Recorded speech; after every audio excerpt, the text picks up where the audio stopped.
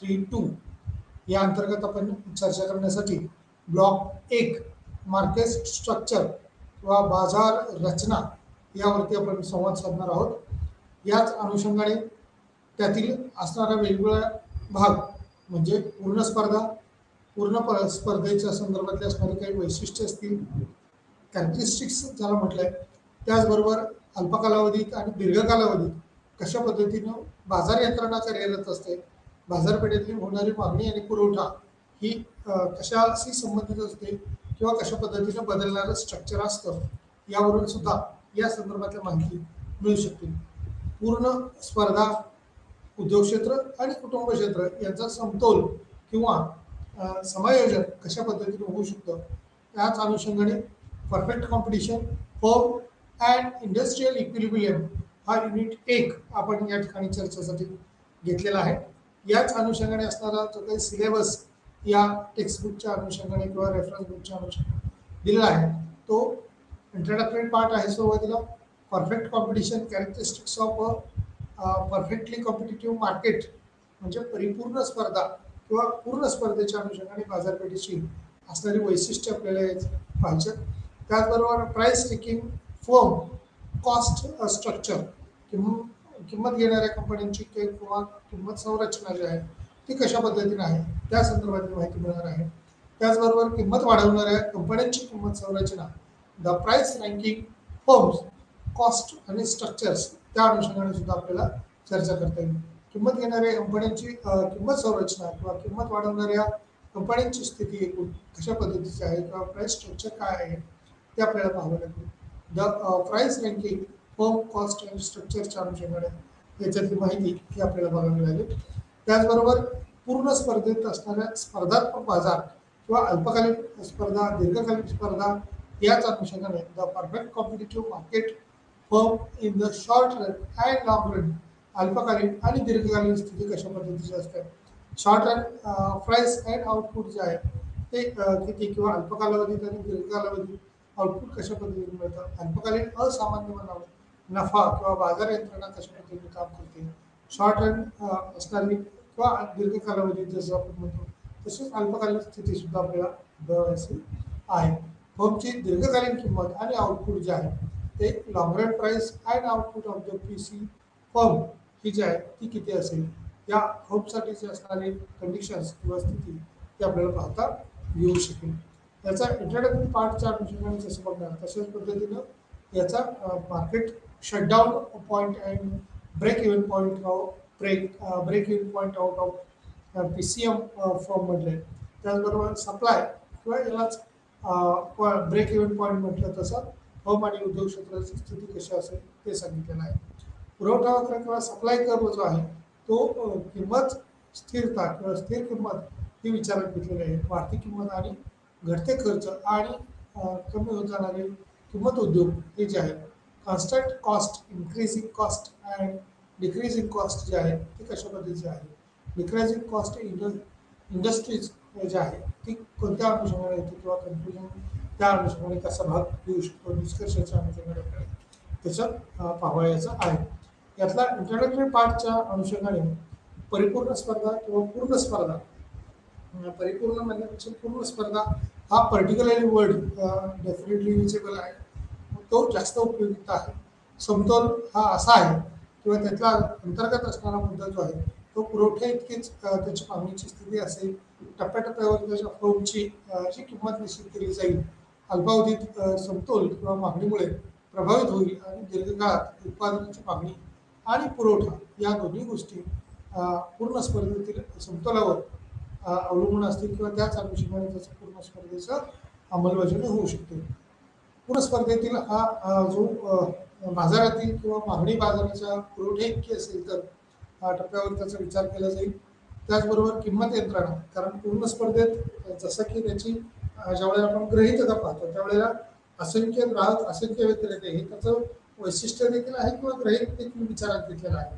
जर या बाजारपेठेमधली total condition जी आहे ती सर्व उत्पादकालाही माहीत असते आणि ग्राहकाला देखील माहीत असते.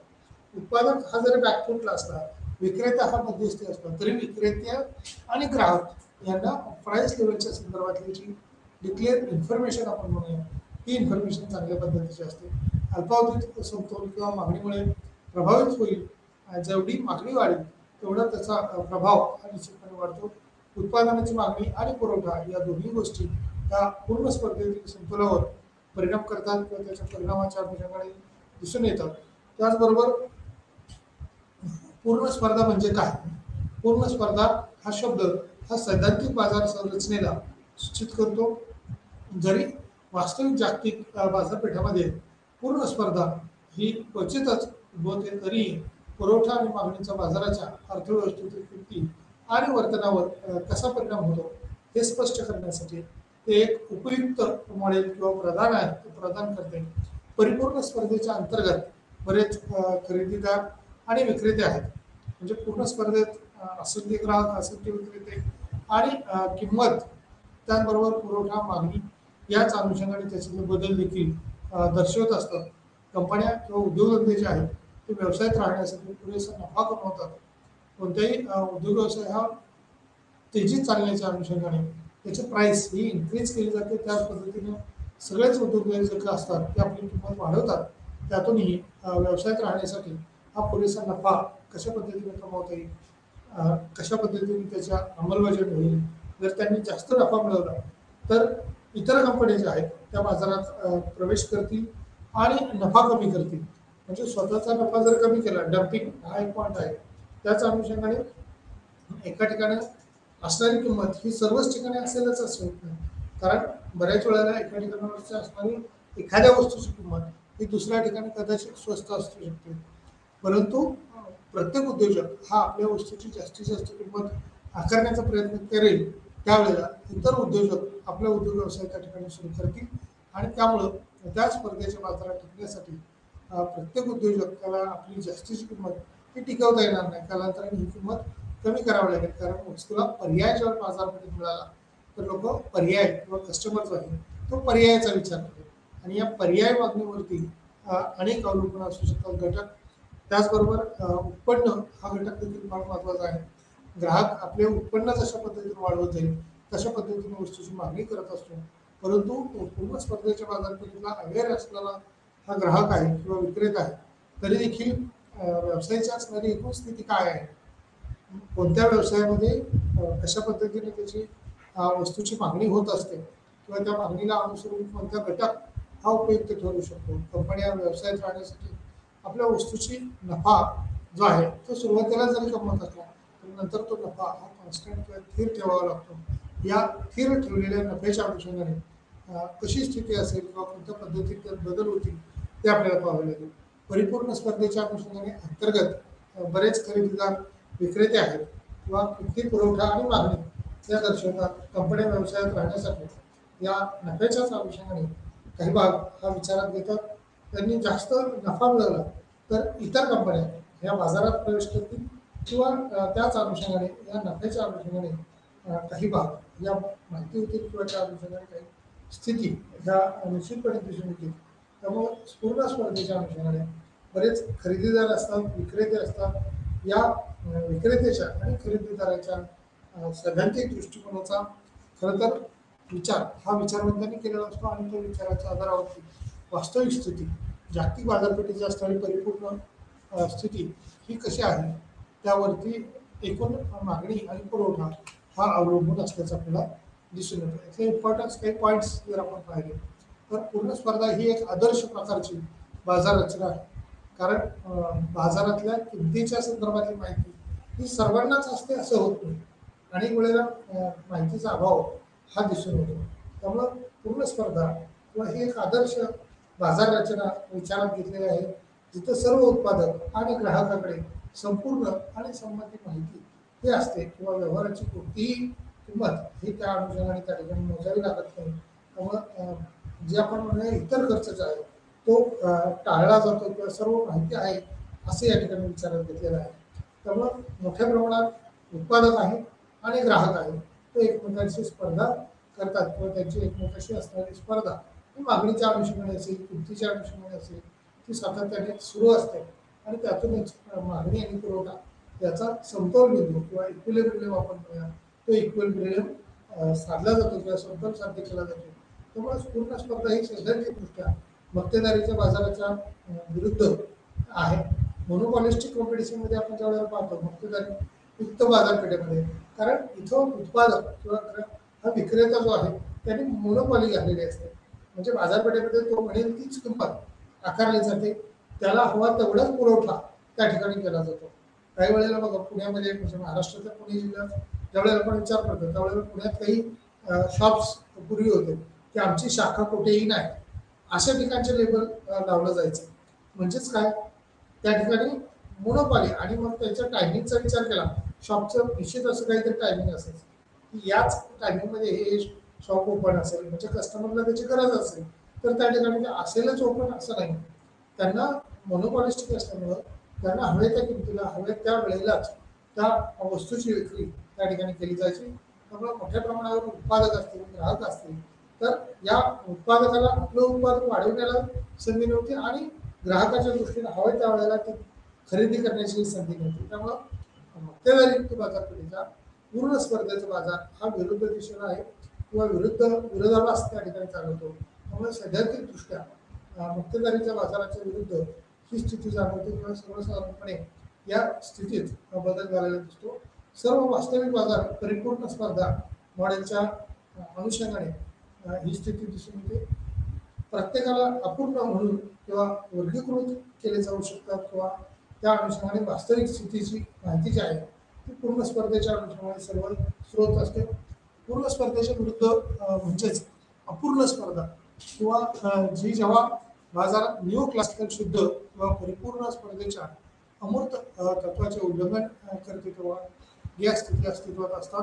पूर्ण स्पर्धेच्या विरुद्ध ही असणारी स्थिती जी आहे ती कशी आहे किंवा त्या अनुषंगाने कोणता भाग विचारात घेणं अपेक्षित आहे तो पूर्ण स्पर्धेत विशेष करून घेतला जातो. मक्तेदारी किंवा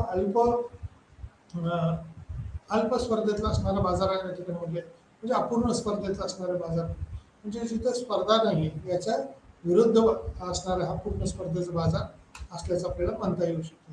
परिपूर्ण किंवा पूर्ण स्पर्धा कशी कार्य करत असते किंवा त्याचं कार्य कशा पद्धतीने चालतं, तर पूर्ण स्पर्धा ही खरं तर एक बेंचमार्क आहे किंवा एक आदर्श प्रकार म्हणून ओळखला जातो बाजारपेठेतला. या बाजारपेठेमुळं म्हणजे आपण ज्यावेळेला खरेदी विक्री आता सध्या आपण ऑनलाईन पद्धतीने सुद्धा खरेदी विक्री मोठ्या प्रमाणावर करतो आणि एखाद्या वस्तूची खरेदी विक्री ज्यावेळेला ऑनलाईन मेथड नव्हती, होम डिलिव्हरी त्या वस्तूची काही खंडणी होणार असेल किंवा काही कालावधीत होणार असेल तर त्याचा अगोदर ॲडव्हान्स पेमेंट असेल किंवा काही वेळेला आफ्टर पेमेंट असतं, म्हणजे ती वस्तू घेतल्यानंतर पाहिल्यानंतर त्याचं पेमेंट केलं जातं. काही वस्तूच्या संदर्भात काही डिफॉल्ट आढळले किंवा काही परिणाम जाणवले तर या परिणामाच्या अनुषंगाने सुद्धा आपल्याला विचार करावा लागतो. त्यामुळे संरचनात्मक पद्धती जी आहे ती तुलनात्मक ॲज अ कम्पॅरिझन वास्तविक जीवनातली ही बाजार यंत्रणा किंवा संरचनेची तुलना केली जाऊ शकते. परिपूर्ण स्पर्धा ही सैद्धांतिकदृष्ट्या मक्तेदारीच्या विरुद्ध असते, ज्यामध्ये फक्त एकच फर्म एखादी वस्तू किंवा सेवा पुरवते आणि ती फर्म तिला हवी ती किंमत आकारू शकते, कारण ग्राहकांना पर्याय त्या ठिकाणी नसतो. स्पर्धकांना बाजारपेठेत प्रवेश करणे हे देखील कठीण असतं.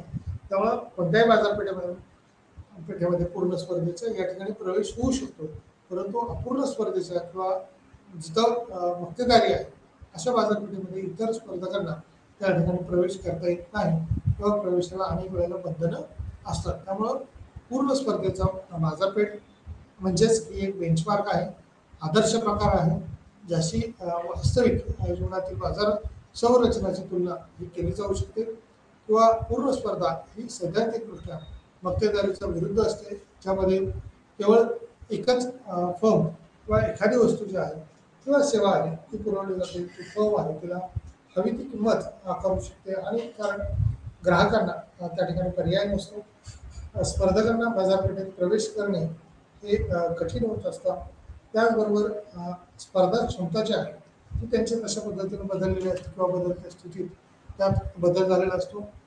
पूर्ण स्पर्धेची जी काही बाजारपेठ आहे त्याची वैशिष्ट्य जी आहे एक मोठी आणि एक संध बाजारपेठ असते. हे अत्यंत महत्त्वाचं पहिलं वैशिष्ट्य असल्याचं आपल्याला दिसून येतं. पूर्ण स्पर्धेची बाजारपेठ ही एक संध आणि मोठी बाजारपेठ म्हणून ओळखली जाते. एक मिनिट.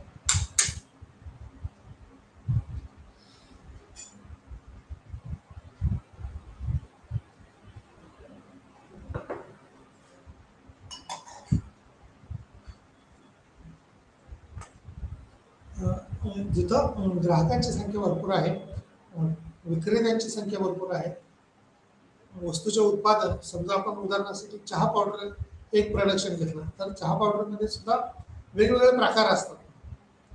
मग रेड लेबलचा चहा पावडर असेल, सोसायटीचा चहा पावडर असेल, ब्रुकबॉन्ड A1चा चहा असेल, असे अनेक प्रकार जे आहेत ते डस्ट चहा पावडर वगैरे पण म्हटलं जातं. म्हणजे याच्यातल्या ज्या असणाऱ्या मार्केटमधल्या स्थिती आहेत त्या असंख्य प्रकारचे उत्पादनं जे आहेत ते मार्केटमध्ये असतात. छोट्या वस्तू असतील किंवा मोठ्या वस्तू असतील. मग त्या कंपन्या वेगवेगळ्या असतील. म्हणजे आता आपण याचा जर विचार केला, कोल्डचा विचार करतात, थंडीचा विचार करतात. थंडी ज्या वेळेला येईल, समजा आता पावसाचं सीझन आहे, उन्हाळ्याचा सीझन, समजा अंब्रेलाचा विचार केला किंवा रेनकोटचा विचार करतो आपण, त्यावेळेला अशा कोणत्याही वस्तू ज्या वेळेला आपण डोळ्यासमोर ठेवतो त्यावेळेला त्याच्यातल्या असणारी स्पर्धा ही वेगवेगळ्या प्रकारची असते. वेगवेगळ्या कंपन्या ह्या मार्केटमध्ये अस्तित्वात असतात. तेच एज्युकेशन सिस्टममध्ये आपण शालेय गणवेश जून जुलैमध्ये घेतलेले असतात किंवा मटेरियल स्कूल लेवलचे घेतलेले असतात. याचा विचार करता सुद्धा बाजारपेठेमध्ये या वस्तू मोठ्या प्रमाणावर पर्याय मिळतात. त्यामुळे एक मोठी आणि एक संध बाजारपेठ जी आहे ती या स्थितीला अनुभवायला मिळते. त्यामुळे परिपूर्ण माहिती उपलब्धता, स्वस्त आणि कार्यक्षम वाहतूक व्यवस्था ही कशा पद्धतीने आहे, नियंत्रणाची अनुपस्थिती कशी आहे, त्याच अनुषंगाने परिपूर्ण माहितीचं जे वैशिष्ट्य सांगितलेलं आहे या ठिकाणचं, त्या परिपूर्ण माहितीमध्ये पूर्ण स्पर्धेचा बाजार हा विचारात घेतला जातो. म्हणजे ग्राहक असेल, विक्रेता असेल किंवा उत्पादक असेल, यांना या बाजारपेठेची पूर्ण कल्पना असते. स्वस्त आणि कार्यक्षम वाहतूक, ट्रान्सपोर्टिंगचा या ठिकाणी जो विचारात घेतलेला आहे तो कमी कॉस्टली किंवा कमी खर्चाचा आहे असं या ठिकाणी म्हटलंय. म्हणजे जास्त पैसे मोजावे लागत नाहीत. इथे जर ट्रान्सपोर्टिंगवर आपण जास्त खर्च केलेला असेल तर या ट्रान्सपोर्टिंगच्या आधारावरती सुद्धा वस्तूची किंमत ही वाढवावी लागते किंवा जास्त किंमत होईल. आणि ही जास्त किंमत आकारल्यामुळं त्यात येणाऱ्या अडचणी ह्या वाढू शकतात किंवा किंमत वाढली तर निश्चित त्याची मागणी कमी होईल. आणि मागणी कमी झाली की उत्पादकाला आपलं उत्पादन कमी करावं लागेल, विक्रेत्याला त्या वस्तू विक्रीसाठी मिळणार नाही. म्हणजेच त्या ठिकाणी बेरोजगारीची समस्या जाणवायला लागेल. त्यामुळे मायक्रोइकॉनॉमिक विचारांची स्वस्त आणि कार्यक्षम वाहतूक यंत्रणा जी आहे ती त्या ठिकाणी विचारात घेताना कार्यक्षम वाहतूक पद्धतीच्या अनुषंगाने नियंत्रणाची अनुपस्थिती, त्याच्यावरती कंट्रोल करणं ही शक्य होत नाही. कारण यात स्पर्धक जास्त असतात, तसे ग्राहक देखील जास्त आहेत. मग यात कोणत्या वस्तू कोणाला आवडतील, कोणत्या वस्तूची मागणी कशा पद्धतीने, याच्यातला समतोल बिंदू हा काढून तो उत्पादक आपलं उत्पादन करत असतो, तो विक्रेता आपलं उत्पादन विकत असतो. म्हणजेच त्या ठिकाणचा बाजारपेठेला पुरवठा असेल, तसेच मागणी या ठिकाणी असंख्य स्वरूपाची मागणी आणि असंख्य स्वरूपाचा पुरवठा देखील, व्हरायटी ऑफ गुड्स आपण म्हणूया, वस्तूला पर्याय उपलब्ध करून दिले जातात. आणि वाहतूक खर्च जर जास्त आला, एका ठिकाणाहून दुसऱ्या ठिकाणचा ट्रान्सपोर्टिंग जर जास्त येत असेल तर निश्चितपणे त्या ठिकाणी होणारी स्थिती जी आहे ती वेगळी झालेली दिसेल. त्यामुळे किंवा वस्तूची किंमत आपल्याला वाढवावं लागेल. जर वाहतूक खर्च म्हणजे मालाचं ट्रान्सपोर्टिंग आपण म्हणूया एका देशातून दुसऱ्या देशात करायचं असेल तर ते हवाई वाहतुकीने केलं असेल तर त्याची कॉस्ट किती येईल. जर समजा जहाजाच्या मार्फत म्हणजे वॉटर लेवलला आपण पाण्यातून केलेलं असेल, जल वाहतूक केलेली असेल तर ती कशी असेल, रस्ते वाहतूक केली तर ती कशी असेल, रेल्वे लाईनने केली तर ती कशी असेल. म्हणजे याच्यात माल वाहतूक जी आहे ती कोणत्या पद्धतीने कोणत्या प्रकाराने केली जाते त्याच अनुषंगाने इथं पूर्ण स्पर्धेत याला किंमत ही खूप कमी लागते असं म्हटलं. परंतु वाहतूक हा पेट्रोल आणि डिझेलच्या किमतीचा विचार करतात. ट्रान्सपोर्टिंगमध्ये होणारा जो खर्च आहे त्या खर्चावरती सुद्धा त्या वस्तूची किंमत अवलंबून असते. त्यामुळे स्वस्त आणि कार्यक्षम वाहतूक जी आहे ती कशा पद्धतीने आहे, परिपूर्ण स्पर्धा जी आहे ती कशा पद्धतीने आहे, प्रवेशातील यातले काही अडथळे जे आहेत ते कशा पद्धतीने आहेत. म्हणजे बाजार यंत्रणेमधले प्रवेश घेताना याच्यात कुठल्याही प्रकारचा अडथळा नसतो. त्यामुळे स्पर्धा ही निकोप स्वरूपाची असते.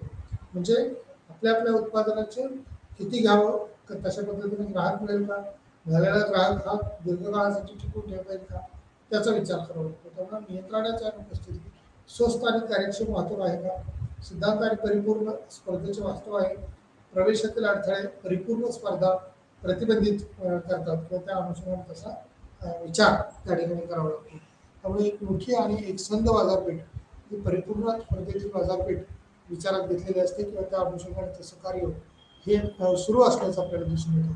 त्यामुळं स्वस्त वस्तू किंवा ट्रान्सपोर्टिंगच्या अनुषंगाने असेल त्याची कार्यक्षमता जी आहे ती जास्त प्रमाणात आहे किंवा त्या अनुषंगाने ती बदललेली आहे, ती वाढलेली आहे असं दिसून येतं. सिद्धांत किंवा परिपूर्ण स्पर्धेचे वास्तव हे देखील आपल्याला पाहता येऊ शकतं. आता याचे काही पूर्ण स्पर्धेचे जर फायदे तोटे आपण विचारात घेतले त्याचे डिटेलमध्ये अजून इन्फॉर्मेशन आपण बघणार आहे. ग्राफिकल इन्फॉर्मेशन असेल, टेबलच्या अनुषंगाने इन्फॉर्मेशन असेल ते आपल्याला माहिती मिळेल. पण याच्या फायदे तोट्याकडे ज्यावेळेला आपण पाहतो त्यावेळेला बाजारपेठेत किंवा अर्थव्यवस्थेसाठी परिपूर्ण स्पर्धा पूर्ण स्पर्धा ही एक आदर्श चौकट आहे. अर्थव्यवस्था कशी कार्य करते याचे सोयीस्कर मॉडेल हे प्रदान करते, परंतु ते नेहमीच अचूक नसते आणि वास्तविक जगाच्या अर्थव्यवस्थेपासून महत्त्वपूर्ण निर्गमन असते. इतर मॉडेलप्रमाणेच परिपूर्ण स्पर्धा फ्रेमवर्कचे मूल्य हे केवळ वास्तविक परिस्थिती प्रतिबिंबित करण्याच्या मर्यादेपर्यंत अचूक असते किंवा त्याच बाजारपेठेमध्ये होणारी स्थिती जी आहे ती वेगवेगळी झालेली असते. अर्थव्यवस्था ही कशी कार्य करते याचे सोयीस्कर मॉडेल हे प्रदान करते, परंतु नेहमीच अचूकता असेलच असं नाही. त्याच्यामधल्या होणाऱ्या चुका असतील किंवा त्यातली वास्तविक स्थिती जी आहे ती जगाच्या अर्थव्यवस्थेशी पूर्णपणे निर्गमन आहे किंवा इतर मॉडेलचा त्या ठिकाणी विचार करत आहे. दुसरा तोट्याच्या अनुषंगाने ज्यावेळेला आपण विचार करतो त्यावेळेला परिपूर्ण स्पर्धेत एक लक्षणीय वैशिष्ट्य म्हणजे कमी नफा हा मार्जिन केला जातो. कारण वस्तूच्या किमती जर कमी नाही ठेवल्या तर स्पर्धेमध्ये ती वस्तू विकली जाणार आणि जर वस्तू विकल्या नाही गेल्या तर मिळणारा नफा सुद्धा हा आणखी कमी होईल. त्यामुळे जास्त किंमत ठेवून नफा मिळवण्यापेक्षा कमी किंमत ठेवून जास्त ग्राहकापर्यंत पोहोचण्याच्या दृष्टीने त्याचा विचार केला जातो. त्यामुळे वास्तविक जगाचा विचार करून आपले मार्जिन, आपला नफा, प्रॉफिट हे जे आहे ते कमीत कमी ठेवण्याचा प्रयत्न सुरुवातीच्या टप्प्यामध्ये तरी करावा लागतो. सर्व ग्राहकांना समान उत्पादनामध्ये प्रवेश असल्याने ते नैसर्गिकरित्या सर्वात कमी किमतीकडे आकर्षित होतात. कोणत्याही वस्तूची किंमत ही कमी असेल म्हणजे ग्राहकांना आणि उत्पादकांना जर समजा केव्हाही येण्याची संधी असेल, पूर्ण मुभा असेल तर त्या ठिकाणची जी गुणवत्ता आहे किंवा नैसर्गिकरित्या त्या ठिकाणच्या किमतीकडे ज्या वस्तूची किंमत ही कमी आहे किंवा स्वस्तात वस्तू मिळते आहे त्या बाजूला आपल्याला विचारात घ्यावा लागेल किंवा कशा अनुषंगाने त्याचा विचार होईल. म्हणजेच उत्पादक आणि ग्राहकाचा विचार करता की त्या ठिकाणची असणारी स्थिती ही बदललेली दिसते किंवा पूर्ण स्पर्धेत ग्राहक हा आकर्षित करणं किंवा आकर्षित करणं हे गरजेचं असतं. उच्च गुणवत्तेच्या उत्पादनासाठी आणि सेवांसाठी प्रीमियम आकारून फर्म स्वतःला वेगळे करू शकत नाही. उदाहरणार्थ ॲपल सारखी जी कंपनी आपण विचारात घेतो त्यावेळेला या कंपनीला किंवा आपण जिओचं उदाहरण जर घेतलं, जिओ नावाच्या कंपनीने काय केलं होतं की वस्तू सुरुवातीला अगदी जगभरात मोफत देण्याचा प्रयत्न केला किंवा भारतात जिओ कंपनीचं जे रिचार्ज होतं ते अगदी फ्रीमध्ये किंवा त्याला रिचार्ज करण्याची गरज असते. जिओचं कार्ड घ्या, अनलिमिटेड टॉक टाईम असेल, बॅलन्स असेल, मोबाईल नेटवर्किंग असेल, या पद्धतीच्या सोयी या सुरुवातीला मोफत स्वरूपाच्या वितरित करण्यात आल्या. या मोफत दिल्यामुळे त्या सोयीच्या अनुषंगाने किंवा अगदी अल्प दरामध्ये दिल्या आणि नंतर याच्या ज्या किमती आहेत त्या इतर स्पर्धेत असणाऱ्या बाजारपेठेच्या किंवा इतर उद्योजकाच्या मानाने त्या किमती वाढवण्याचा प्रयत्न केला. तशा पद्धतीने या किमती वाढल्या आणि मग ग्राहक त्या ठिकाणी मागणी करताना तो विचार करू लागला किंवा सुरुवातीलाच तो ग्राहक तेवढा विश्वास ठेवायला तयार नव्हता. त्यामुळे बाजारपेठेतल्या किमती ज्या आहेत त्या तुलनात्मकरित्या कमी कमी राहिल्या किंवा तशा पद्धतीने त्या बदलल्या गेल्या आणि बदलत्या स्थितीच्याच अनुषंगाने त्यात झालेले जे बदल होते ते कमी किंवा जास्त झालेले आपल्याला दिसून येतात. पूर्ण स्पर्धेच्या बाजारपेठेमध्ये लक्षणीय स्वरूपाची त्यातली एक स्थिती किंवा नफा हा मार्जिन सर्व ग्राहकांना समान उत्पादनामध्ये संधी किंवा प्रवेश असल्याने ते नैसर्गिकरित्या सर्व किमतीकडे कमी ठेवावे लागतात किंवा कमी असल्या तरच फायदा होतो. उच्च गुणवत्तेच्या उत्पादनासाठी आणि सेवांसाठी प्रीमियम आकारून फर्म स्वतःला वेगळे करू शकत नाही. उदाहरणार्थ ॲपल कंपनीचं उदाहरण दिलेलं आहे इथे या ठिकाणी. कंपनीमध्ये पूर्ण स्पर्धेचं बाजारपेठ ही कशा पद्धतीने कार्यान्वित होईल किंवा त्याची एकूण स्थिती काय आहे ती आपल्याला याचं आणि नफ्या तोट्याच्या किंवा फायदे तोट्याच्या अनुषंगाने या ठिकाणी दिसून येते.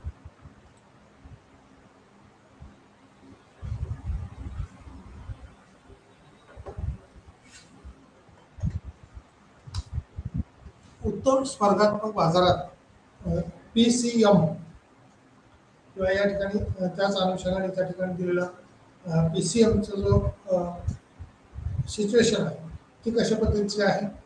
Price taking in perfectly competitive market, म्हणजेच firm as a price taking in perfectly competitive market. एखाद्या उद्योग व्यवसायामध्ये किंवा एकूण मागणी आणि एकूण पुरवठा एक संध उत्पादनाची समतोल किंमत ही ठरवत असतात. फर्म स्वतःहून यावर प्रभाव टाकू शकत नाही आणि अशा प्रकारे ती एका निश्चित किमतीला सामोरे जात असल्याने सहज स्वीकारले जाते किंवा किंमत घेणाऱ्या फर्मसाठी मागणी वक्र हा असीम लवचिक आणि लवचिक असतो. त्याच अनुषंगाने बाजार कोणत्याही एका पुरवठ्याने हा उत्पादित केलेली रक्कम शोषून घेऊ शकते किंवा त्याच अनुषंगाने शोषण क्रिया जी आहे ती चालू असलेली दिसून येते. म्हणजे या ठिकाणी अर्थव्यवस्थेचं शोषण किंवा अर्थव्यवस्थेच्या उत्पादित केलेला माल जो आहे त्याचा कशा पद्धतीने विक्री होऊ शकते. तर एखाद्या ग्राहकामुळं किंवा एखाद्या उत्पादकामुळं आपला माल बंद केला किंवा आपला माल चालू केला, कमी केला किंवा जास्त केला, या अनुषंगाने कोणत्याही प्रकारचा फरक हा त्या ठिकाणी दिसून येत नाही. The firm as a price taking in perfectly competitive market, PCM त्या ठिकाणी म्हटलेलं आहे. प्राइस परफेक्ट किंवा प्राइस कॉम्पिटिटिव्ह आणि मार्केट. प्राइस कॉम्पिटिटिव्ह मार्केटमध्ये पूर्ण स्पर्धेच्या बाजारपेठेमध्ये या ठिकाणी याचा विचार निश्चितपणे करावा लागतो, कारण किमतीशी संबंधित हा उत्पादक किंवा ग्राहक हा दोन्ही असतो. त्यामुळे मागणी आणि पुरवठा हे प्राइसवरती डिपेंड असल्याचं आपल्याला दिसून येतं. त्यामुळे उत्तम स्पर्धात्मक बाजारात PCM किंमत देणारी जी काही स्थिती आहे ती कशा पद्धतीची आहे तिचा विचार करू शकतो. उद्योगाची एकूण मागणी आणि एकूण पुरवठा हा एकसंध उत्पादनाची समतोल किंमत ही ठरवतात. फर्म स्वतःहून यावर प्रभाव टाकू शकत नाही आणि अशा प्रकारे ती एका निश्चित किमतीला सामोरे जात असल्यास सहजपणे स्वीकारले जाते किंवा किंमत घेणाऱ्या फर्मसाठी मागणी वक्र हे असीम लवचिक आहे, कारण बाजार कोणत्याही एका पुरवठादाराने उत्पादित केलेली रक्कम ही शोषून घेऊ शकत नाही किंवा त्या अनुषंगाने त्या स्थितीत ही अवस्था दिसत नाही. याचा डायग्राम आपण जर पाहिला तर industrial demand and supply, firms demand, या ठिकाणची फर्मची डिमांड जी आहे ती कॉन्स्टंट राहिलेली दिसून येते. PD किंवा PD is equal to AR/MR. AR आणि MR ही जी स्थिती आहे ही तिच्या समान पद्धतीने आहे किंवा त्या ठिकाणी P हा जो प्राइस लेवल आपण विचारात घेतलेला आहे, P आणि Q हा Qच्या अनुषंगाने क्वांटिटी आहे, Pच्या अनुषंगाने प्राइस लेवल विचारात घेतली. Competitive market firm is a price taker, so demand will be perfectly elastic. The demand curve is also the MR and AR curve. P बरोबर D बरोबर AR MR अशी असलेली स्थिती ही अनुभवायला मिळते. डिमांड आणि revenue for a perfectly competitive market किंवा PCMच्या अनुषंगाने या ठिकाणी परफेक्ट कॉम्पिटिटिव्ह मार्केट असं म्हटलेलं आहे. पूर्ण स्पर्धेच्या बाजारातली असणारी स्थिती त्या ठिकाणचा इक्विलिब्रियम दाखवलेला आहे. Q किंवा T त्या ठिकाणचं P ही समांतर रेषा आहे, PDच्या अनुषंगाने म्हटले. S हा सप्लाय वक्र आहे, D हा डिमांड वक्र आहे. मागणी आणि पुरवठा यांच्यातला समतोल बिंदू जो आहे तो त्या ठिकाणी दर्शवण्याचा प्रयत्न या ठिकाणी Q1 या रेषेच्या अनुषंगाने या ठिकाणी समतोल साधलेला आहे. Competitive market firm is a price taking, so demand will be perfectly elastic. The demand curve is also the MR and AR curve. P बरोबर D बरोबर AR बरोबर MR ही असणारी स्थिती या ठिकाणी दिसून येते. याच्याच अनुषंगाने आपण जसं की आता in case the firm, in case the perfectly competitive market firm, the price will be the same. The horizontal demand curve is also the average revenue AR and marginal revenue curve MR, i.e. P is equal to AR is equal to MR. This can be verified as follows. Total revenue KR बरोबर PR किंवा price multiply quantity, किंमत आणि त्या ठिकाणची असणारी नग संख्या किंवा त्या अंशमध्ये असणारी स्थिती. Total revenue cost and profit for price as taking roles. Producers firm unit in 1000 and value in त्याच्यातली काय असणारी जी संख्यात्मक स्थिती आहे त्याचं 1000मधली ही संख्या दाखवलेली आहे. 1000 मध्ये व्हॅल्यू सांगितलेली आहे 00000. TR क्यू आणि TC क्यू, TR TC किंवा प्रॉफिट या अनुषंगाने खाली काही माहिती दिलेली आहे. त्यामध्ये आपल्याला निश्चितपणे समजून येऊ शकतं.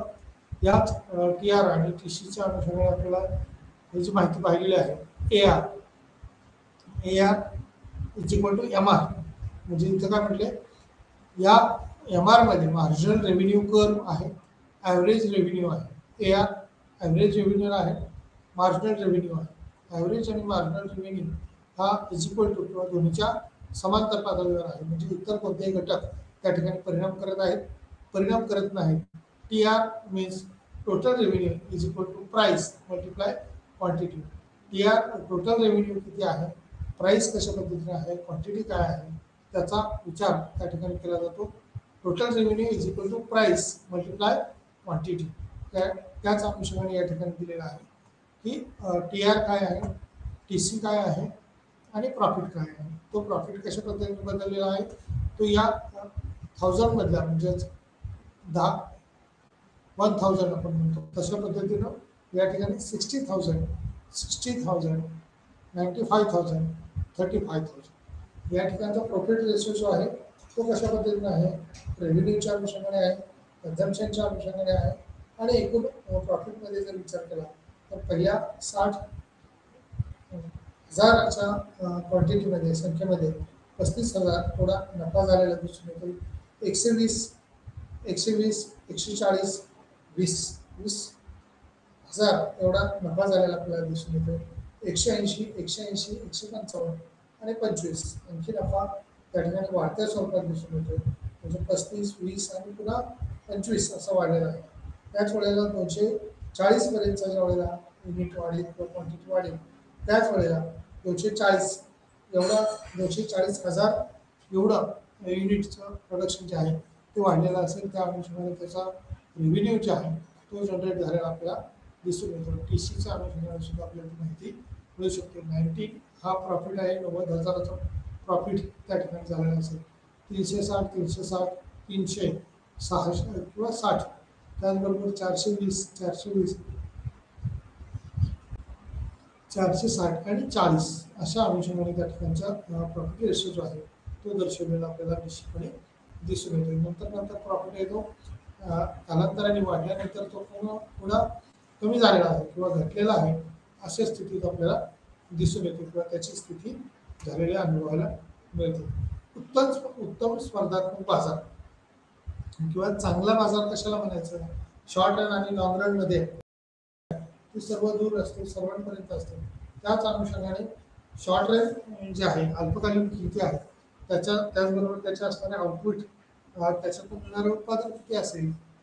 उत्तम स्पर्धकाच्या किंवा चांगल्या स्पर्धा बाजार ज्यावेळेला फॉर्म विचारात घेतो त्यावेळेला PCM फॉर्म मध्ये किंवा तशा पद्धतीने बदल असतो.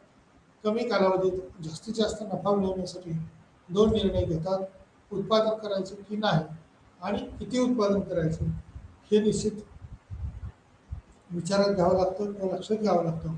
त्याच अनुषंगाने नफा वाढवणं हे देखील तितकंच महत्त्वाचं असतं.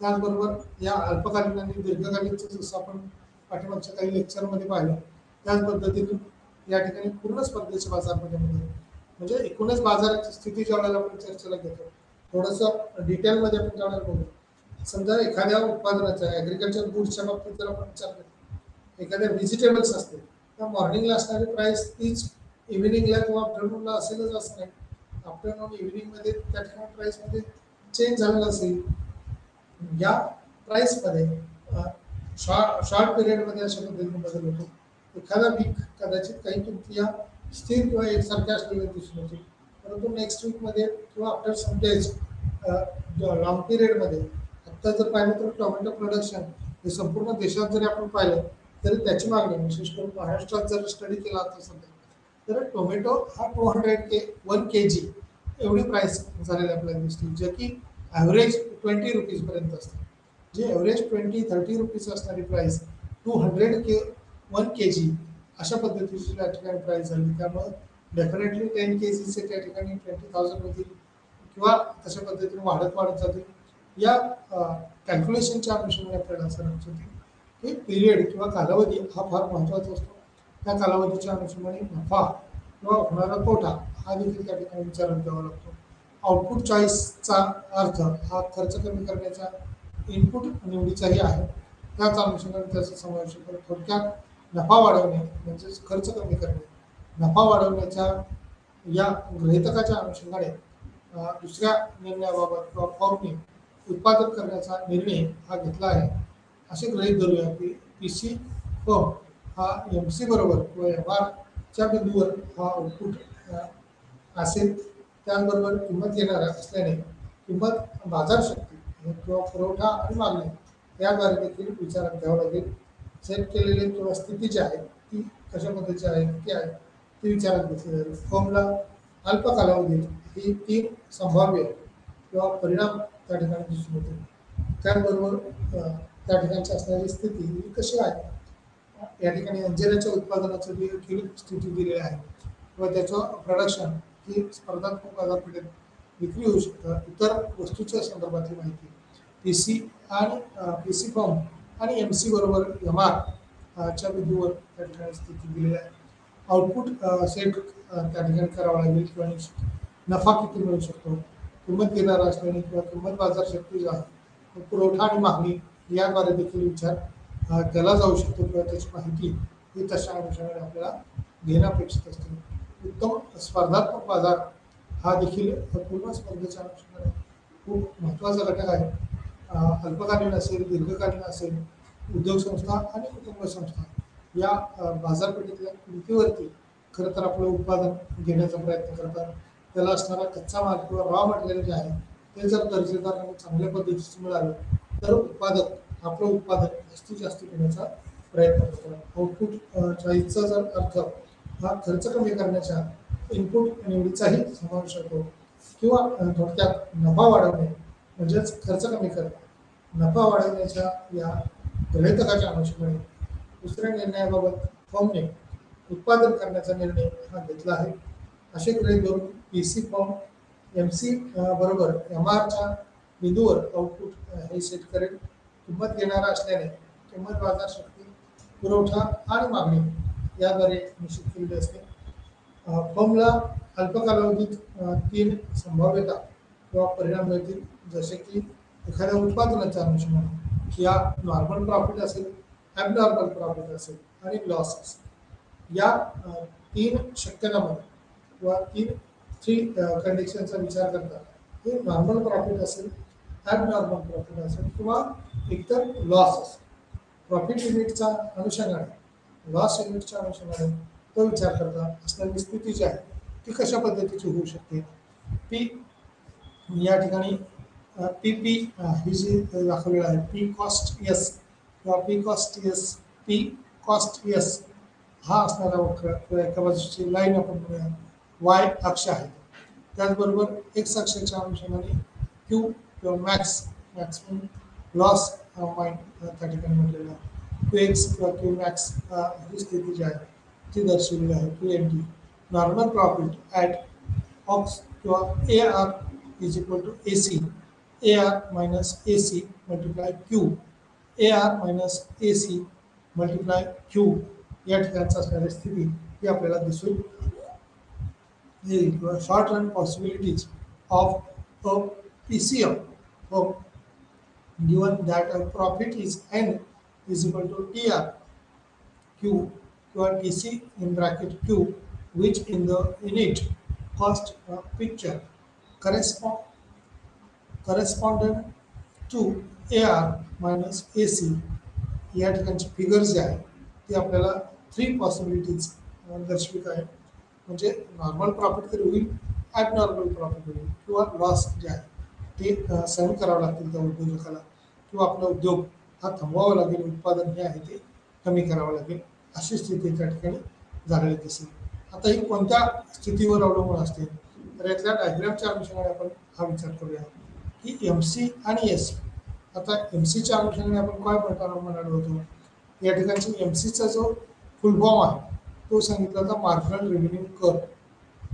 मार्जिनल रेव्हेन्यू कर्व जो आहे आणि AR is equal to AR मध्ये ॲव्हरेज रेव्हेन्यू आहे. ॲव्हरेज रेव्हेन्यू आणि मार्जिनल रेव्हेन्यू तो कशा पद्धतीचा आहे, तो त्या ठिकाणचा मार्जिनल रेव्हेन्यू आणि ॲव्हरेज रेव्हेन्यूचा आहे. तो जर उत्पन्नाच्या अनुषंगाने त्याचा विचार केला तर ॲव्हरेज आणि मार्जिनल रेव्हेन्यू मध्ये प्राइस स्टॅबिलिटी किंवा PD हा जो वक्र काढलेला आहे तो समांतर पातळीवरती तो OX अक्षराला दिसून येतो. आणि दुसऱ्या ॲबनॉर्मलमध्ये त्याच वस्तूच्या बद्दल किंवा तशाच पद्धतीचं उत्पादन होत असताना ॲबनॉर्मलमध्ये याची प्राइस इन्क्रीज झालेली आहे. त्याच्यामुळे डेफिनेटली तरीही कस्टमरची मागणी जी आहे मोठ्या प्रमाणावर आहे, त्यामुळे होणारा समतोल हा वरच्या बाजूला स्थानांतरित झालेला दिसून येतो. त्यामुळे ॲबनॉर्मल सिच्युएशनमध्ये या ॲबनॉर्मल प्रॉफिटमध्ये AT किंवा Q मध्ये max AR minus AC multiply Q या अनुषंगाने देखील आपल्याला बाबी काही सुस्पष्टपणे दर्शवल्या येतील. यात प्रॉफिटच्याच अनुषंगाने जसं म्हटलं तशा पद्धतीने लॉसमध्ये सुद्धा हा जो डायग्राम आहे किंवा PD AR ॲव्हरेज रेव्हेन्यू आणि मार्जिनल रेव्हेन्यू जो आहे तो जर लो झाला, कमी झाला तर त्या ठिकाणी आपल्याला तोटा सहन करावा लागतो किंवा त्या ठिकाणी नफा मिळणं, उद्योगधंदे चालू ठेवणं हे कठीण होत असतं आणि कालांतराने धंदा त्या ठिकाणी बंद करावा लागतो किंवा लॉस हा कशामुळे होतोय, कशा पद्धतीने होतोय त्याचा स्टडी हा डीप करणं अपेक्षित आहे. त्या स्टडीमुळेच उद्योजकाची असणारी स्थिती ही देखील समजायला मदत होईल. त्या उत्पादनाच्या अनुषंगाने झालेला फायदा हा उद्योजकाला प्रोत्साहन देणारा असतो. त्यामुळे नॉर्मल प्रॉफिट हे होणं अपेक्षित आहे. ॲबनॉर्मल प्रॉफिट म्हणजे अशक्य आपल्याला नफा या ठिकाणी टोमॅटोचा असेल त्यावेळेला कांद्याच्या संदर्भात सुद्धा 100 रुपये किलो 150 रुपये किलो कांदा हा झालेला आपल्याला पाहायला मिळतो. याच सिच्युएशनमध्ये म्हणजे एखाद्या वेळेला आपण म्हणतो की ॲग्रिकल्चर गुड्स हे 100 रुपयाला किलो असणं एखादी वस्तू ही खूप मोठी गोष्ट किंवा अचिवेबल असल्याला आपल्याला दिसून येतं. कारण कडधान्य जरी आपण पाहिली तर 100 रुपीज बिलो आहे. त्याचबरोबर इतर वस्तूंच्या संदर्भातला जर विचार केला नियर बाय 50 बिलो किंवा 50 रुपयापेक्षा कमीच किमतीला सर्व अगदी दुधाचा विचार करा, इतर वस्तूच्या उत्पादनाचा विचार करा, ज्या ॲग्रिकल्चर गुड्स आहेत ते डायरेक्ट आपल्याला मिळणाऱ्या वस्तू ज्या आहेत त्या खूप कमी किमतीत मिळणाऱ्या असतात, स्वस्तात मिळणाऱ्या असतात. इंडियामध्ये याचं प्रोडक्शन जे आहे ते डिपेंड ऑन ॲग्रिकल्चर असल्यामुळे GDPचा पण विचार करतो की तो शेती उत्पादनावरती अवलंबून होता एवढे दिवस. आत्ता मात्र तो सर्व्हिस सेक्टरवरती झालेला आहे. परंतु ही उत्पादकता वाढण्याच्या अनुषंगाने त्यातला लॉस कव्हर करण्याच्या अनुषंगाने जर विचार केला तर यात वेगवेगळी स्थिती झालेली आपल्याला अनुभवायला मिळते किंवा पाहायला मिळत असलेली दिसते. त्यामुळे नॉर्मल प्रॉफिट काय आहे, ॲबनॉर्मल स्थिती काय आहे, लॉस कशा पद्धतीने होऊ शकतो, ARCच्या अनुषंगाने किंवा AC या ठिकाणी ARC मायनस AC असं जर विचार केला तर ॲव्हरेज रेव्हेन्यू आणि ॲव्हरेज कॉस्ट जी आहे ती जर मायनस केली तर त्या ठिकाणी रेव्हेन्यूमधनं कॉस्ट जर जास्त प्रमाणात कॉस्ट होत असेल, खर्च होत असेल तर उत्पादकाला ते उत्पादन घेणं त्या ठिकाणी शक्य होत नाही किंवा अनेक वेळा त्याची अडचणींना त्याच्या सामोरं जावं लागतं. आता याच्यामध्ये जो हा टेबल दर्शवलेला आहे तो रेव्हेन्यूच्या अनुषंगाने कशा पद्धतीने होता, किती होता, तो रेव्हेन्यू जनरेट केल्यामुळं कोणत्या स्थितीला किती रेव्हेन्यू वाढू शकला. तो टोटल रेव्हेन्यू आहे, कॉस्ट अँड प्रॉफिट आहे, किंवा फॉर प्राईस टेकिंग रेशो जो आहे तो कशा पद्धतीने वाढला, किती वाढू शकतो, तो या ठिकाणी दर्शवलेला दिसून येतो. 0, 60, 120, 180 या अनुषंगाने 120, 180, 240 या अनुषंगाने याच्यातले झालेले बदल हे आपल्याला प्रामुख्याने दिसून येऊ शकतात किंवा दिसून आलेले दिसत आहेत. यातील एकूण किमतीच्याच अनुषंगाने जी स्थिती बदललेली आहे ती कोणती कोणती आहे किंवा कशा पद्धतीने आहे. तर टी आर जो आहे टोटल रेव्हेन्यू आहे किंवा टोटल कंझ्युमर आहे ते क्वांटिटीच्या अनुषंगाने बदललेली आपल्याला स्थिती अनुभवायला मिळते. त्याचबरोबर 60 एवढं 60,000 एवढं टोटल रेव्हेन्यू मिळत असताना त्यातलं कन्झम्पशन किती आहे तर 95 आहे. म्हणजे त्याचं कॉस्टिंग जर जास्त असेल तर प्रॉफिट हा 35,000च्या आसपास त्यातला डिफरन्स जो आहे तो तेवढा झालेला दिसून येतो. त्या अनुषंगाने 120 असेल, 140, 20 असेल किंवा प्रॉफिटच्या अनुषंगाने विचार केला म्हणजे या ठिकाणी नफा आहे तो सुरुवातीला कमी कमी जरी असला तर नंतर तो वाढलेला दिसून येतो. परंतु 3,000, 3,210, 90 हा लास्ट स्टेजला असणारा प्रॉफिट जी काही स्थिती आपण म्हणूया 90,000 प्रॉफिट एखाद्या उद्योग व्यवसायामध्ये तो आपल्याला कॉस्टच्या अनुषंगाने आणि प्रॉफिटच्या अनुषंगाने प्राईस टेकिंगवरती दिसून येतो. यात शॉर्ट रन किंवा किंमत निर्धारण करणं आणि उत्तम स्पर्धात्मक बाजारपेठ जी आहे ती PCMच्या अनुषंगाने फर्मच्या अनुषंगाने म्हटलेले आहे. कमी कालावधीत जास्तीत जास्त नफा मिळवण्यासाठी 2 निर्णय घेतले जातात किंवा उत्पादन हे करण्याच्या अनुषंगाने किती उत्पादन करावायचे हे लक्षात घेणे हे तितकंच महत्त्वाचं असू शकतं. आउटपुट किंवा चॉईसचा खर्च हा कमी करण्याच्या बरोबरच इनपुट निवडीचाही समावेश होतो किंवा त्याच अनुषंगाने नफा वाढवणे म्हणजेच खर्च कमी करणे. नफा वाढवण्याच्या म्हणजे या गृहीतकाच्या अनुषंगाने दुसऱ्या निर्णयाबाबत की फर्मने उत्पादन करण्याचा निर्णय घेतला आहे असे गृहीत धरून PC फर्म किंवा MC बरोबर MRC च्या अनुषंगाने तिथले भाग हे विचारात घेतलेले आहेत. त्याचबरोबर बिंदूवर आउटपुट सेट केलेला आहे किंवा किंमत घेणारा जो काही नफ्याच्या अनुषंगाने असणारा भाग आहे तो विचारात घेतला जातो.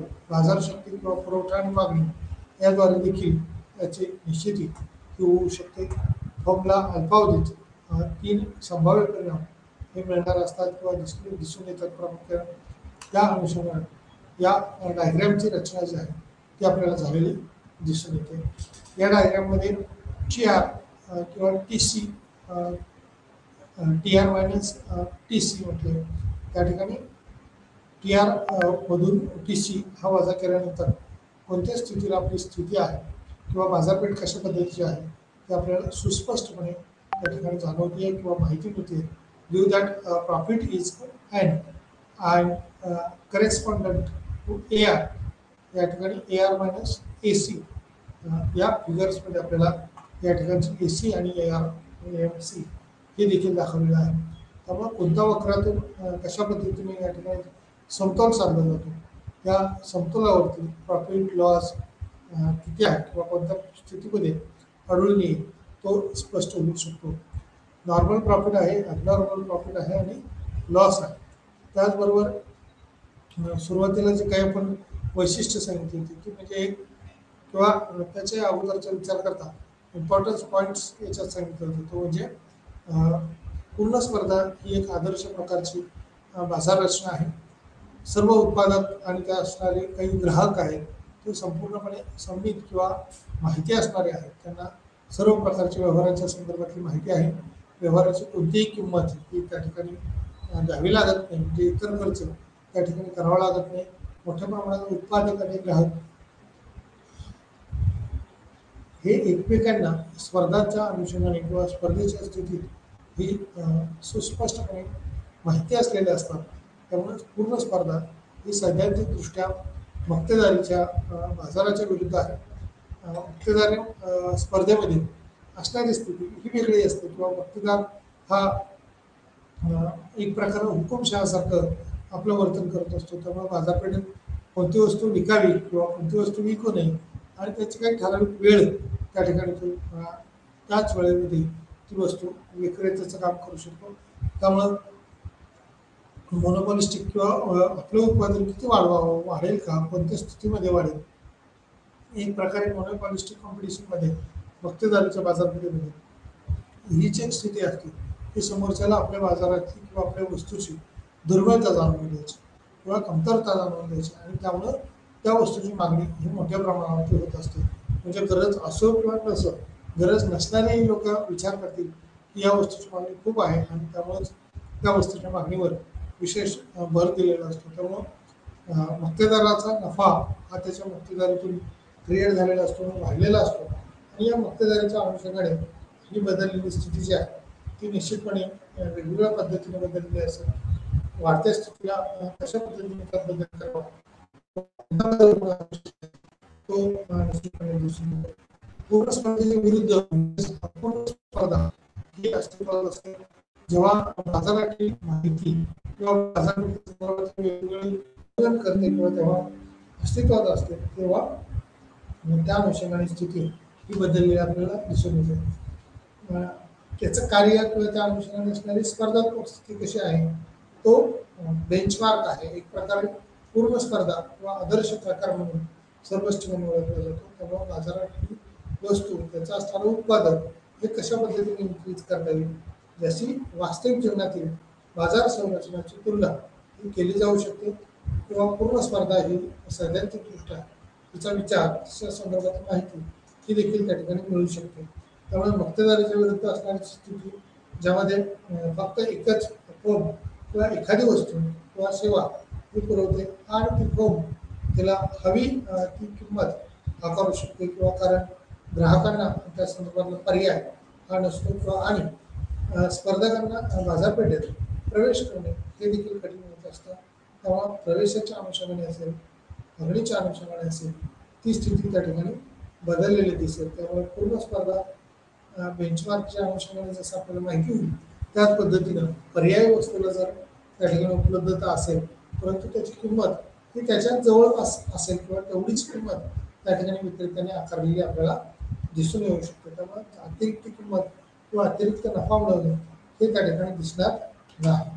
त्यामुळे एक मोठी आणि एक संध बाजारपेठ किंवा परिपूर्ण माहिती ही उपलब्ध करून देण्याच्या अनुषंगाने या बाजारपेठेच्या दृष्टीनं किंवा सर्वच ठिकाणी आपण म्हणूया ऑनलाईन असेल ऑफलाईन असेल याच्या संदर्भातली माहिती ही सर्वांपर्यंत पोहोचलेली असते. नियंत्रणाच्या अनुपस्थिती जी आहे ती झालेली दिसून येते किंवा स्वस्त आणि कार्यक्षम वाहतूक जी आहे ती देखील या ठिकाणी झालेली असते. सिद्धांतात किंवा परिपूर्ण स्पर्धेची वास्तव प्रवेशातील बाब ही या ठिकाणी विचारात घेतली जाते. अडथळ्याच्या अनुषंगाने किंवा परिपूर्ण स्पर्धा ही कशा पद्धतीने कार्यान्वित होते प्रतिबंधित करतात किंवा त्या अनुषंगाने त्याच्याकडे झालेले बदल हे अनुभवायला येत असतात. पूर्ण स्पर्धेत असणारे ग्राहक हे माहिती असलेले सुज्ञ सुशिक्षित ग्राहक आपण म्हणूया किंवा बाजाराच्या संदर्भातल्या वस्तूंच्या किमतीची जाण असणारे माहिती असणारे ग्राहक त्या ठिकाणी असे उपलब्ध असतात आणि याच अनुषंगाने अनेक बाबी त्या ठिकाणी प्रकर्षाने जाणवतात किंवा इतर बाजारपेठेमध्ये याचा अनुभव हा आलेला नसतो.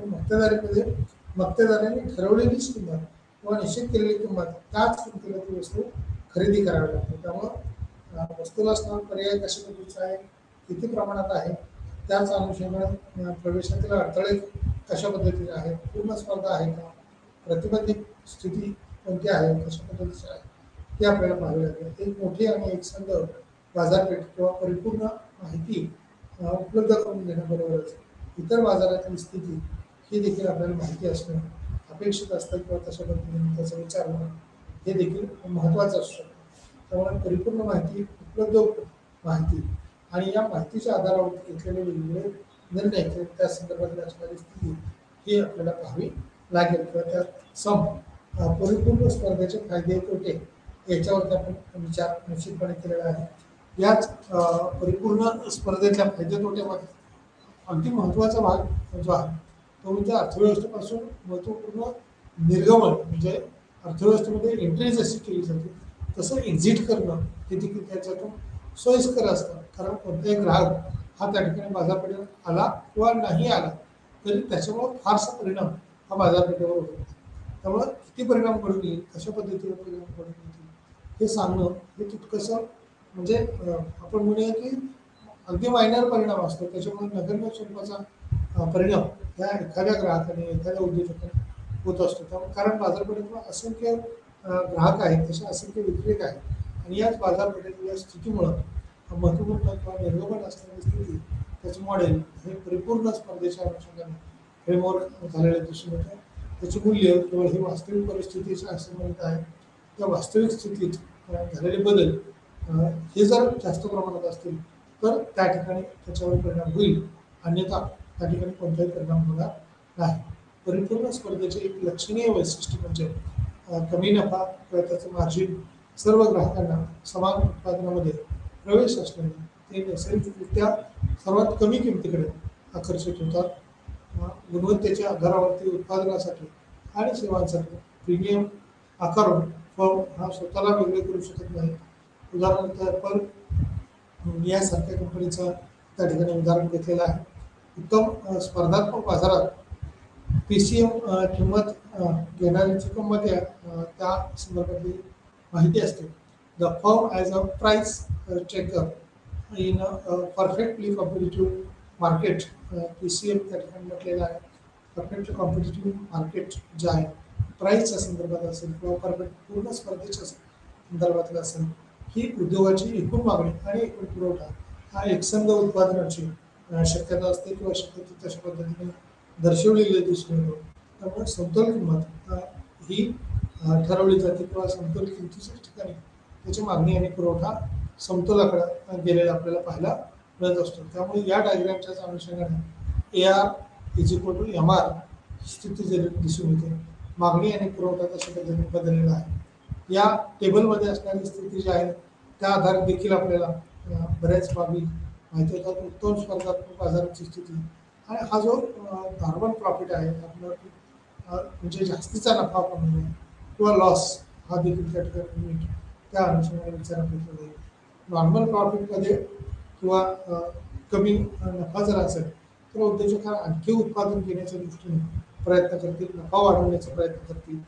ॲबनॉर्मलमध्ये अचानक जसं आपण लॉटरीला लागलीपणे तशा पद्धतीने ह्या उत्पादनाची मागणी होत असते. किंमत घेणाऱ्या ज्या कंपन्या आहेत कन्क्लुजनच्या अनुषंगाने त्याचे उत्पादन निर्णय हे बाजारभावाच्या प्रकाशात किंवा माहिती असणाऱ्या ठिकाणात असतात.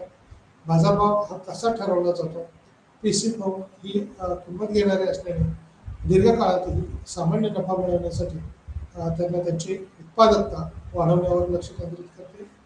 धोरणाचा विचार करता किंवा अवलंब करणे हे आवश्यक आहे, जेणेकरून ते कमी किंवा सरासरी आणि किरकोळ खर्चासही दिलेल्या किमतीत अधिक उत्पादन हे पुरवू शकतील किंवा त्याच पद्धतीने तशा पद्धतीने माहिती ही पुरवली जाते.